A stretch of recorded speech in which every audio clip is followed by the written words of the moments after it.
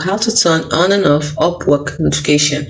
Now, the first thing you have to do, you must have downloaded the Upwork app from Google Play. So once you've done that, that's if you're using an Android phone. So once you've done that, now you want to turn on notifications in case you have some really important alerts. So what do? You press down on it until it shows this pop up. Then it can select add to home uninstall. Click on the information icon up here. Good. Then you see notifications allowed. So you open it so you can show notifications, you can see it. If you don't want notifications, you can switch it off, but you need to switch it on if you actually want notifications. You can allow the sound of vibration or deliver it quietly, it depends on you. I selected allow sound of vibration. Then at the bottom here, you click on notification categories.